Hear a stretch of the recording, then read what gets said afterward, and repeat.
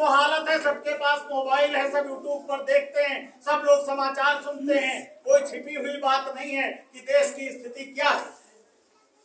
मणिपुर में जहां औरतों को नंगी करके घुमाया जाता है, इसके पास सामूहिक बलात्कार किया जाता है, और वो औरत जिसका मर्द, जिसका शौहर पाकिस्तान की सेना पर कारगिल में जाके लड़के सैकड़ों लोगों को घायल करता है, मारता है, और देश की मिट्टी को, देश की अस्मिता को बचा लेता है, वो जिंदा है भी, और उसकी औरत के साथ ऐसा हुआ है। और प्रधानमंत्री एक इस सत्य को मैं उजागर करना चाहता हूं, इसके लिए चाहे मुझे जेल ही क्यों न जाना पड़े, क्योंकि जो सरकार के खिलाफ बोलता है वो जेल में दिखाई देता है।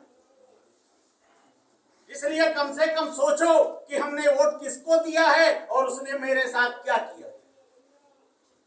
ये चंद पैसे के टुकड़े और मुट्ठी भर अनाज देके भीख की तरह हमें भिखारी बना दिया गया। आज लड़कों को सब प्राइवेट स्कूल में भेजते हैं, जिसकी व्यवस्था है वो 4,000 5,000 महीने फीस देता है, गाड़ी का किराया देता है, बच्चे का टिफिन देता है, उसके कपड़े बनवाता है, खर्चा उठाता है, तो बच्चे को पढ़ाता है। हम गरीब आदमी प्राइमरी में पढ़ाना चाहते हैं, मास्टर बैठा बीड़ी पीता है, टेम बेटेम आता है, बच्चों को डांटता है, खाना खिलाता है, भेज देता है। ये हमारे बच्चे कौन से ऑफिसर बनेंगे? क्या गवर्नमेंट को इस पर ध्यान नहीं देना चाहिए? प्राइवेट स्कूल का मास्टर 10,000 रुपए से ज्यादा नहीं पाता है, वो दिन भर मेहनत करके पढ़ाता है। तुम 90,000 रुपया पाते हो, कक्षा 5 का लड़का दस्तखत नहीं कर पाता है। ये पब्लिक को सोचना चाहिए। आज आप पूरे प्रांगण में, पूरे खसाहा मोहम्मदपुर में देख लीजिए, जवार में देख लीजिए, कितने बच्चे डेवलप करके बाहर गए। यहाँ के प्राइमरी स्कूल के पढ़े लिखे लड़के, कितने एसपी हैं, कितने डीएम हैं, कितने कानूनगो हैं, कितने तहसीलदार हैं, जरा आंकड़ा लगा लीजिए। किसी का लड़का अगर होमगार्ड हो जाता है या सफाई कर्मी में भर्ती हो जाता है तो लोग खुशियां मनाते, हमारे लड़का के नौकरी लाभ। जितना तुम्हारा लड़का महीने में पाता है उतना का वो मसाला खा लेते, दारू पी लेते, और हम कहते हैं नौकरी लग गई, हम इतने में खुश हैं। 4 किलो आटा गल्ला पाके हम खुश हैं। चाहे तुम गैस सिलेंडर साला 5,000 में कर दो, कोई बात नहीं है। तुम कड़वा तेल इतना महंगा कर दो कि सब्जी पानी में छोकी जाए। हर रोज दाम बढ़ते हैं, इस बाजार को जाओ दूसरा रेट, उस बाजार को जाओ दूसरा रेट।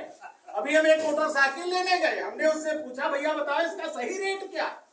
उसने कहा 46,000 रुपया। हमने कहा तो ये 87,000 रुपया क्यों मांग रहे हो? कहीं बाकी गवर्नमेंट को जाता।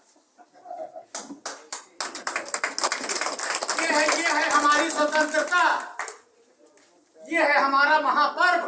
रोएं कि गाएं, क्या करें आप बताइए? ऐसी स्थिति में मैं कहना चाहता हूं कि अगर भारत की जनता हिंदू, मुसलमान, सिख, ईसाई, नाऊ, बारी, भाट, तेली, तमोली, बनिया, जितने जाति के भी लोग हैं, वो सब अगर सोचेंगे नहीं, एकजुट नहीं होंगे, संभलेंगे नहीं, तो ये बैठे हुए नेता जानते हो क्या करेंगे? अरे ये कली बेच देंगे, सुमन बेच देंगे, कली बेच देंगे, सुमन बेच देंगे, धरा बेच देंगे, गगन बेच देंगे, और कलम के पुजारी अगर सो गए तो वतन के सिपाही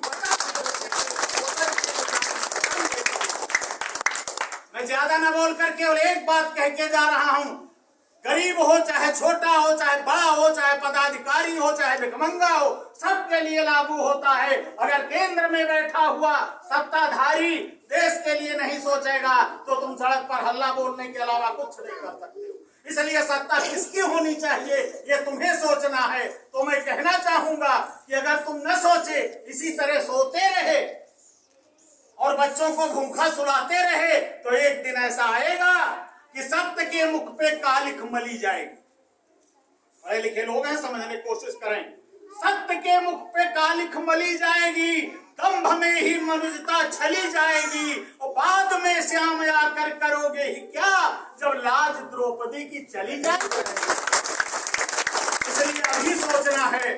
और अंत तो गत्वा में ज्यादा न बोलकर, चूंकि समोसा और लड्डू की खुशबू आपके नासा के रंग से हृदय गति में जब जा रही है, ये मुझे पता है, आप मुझे छेड़ रहे हो।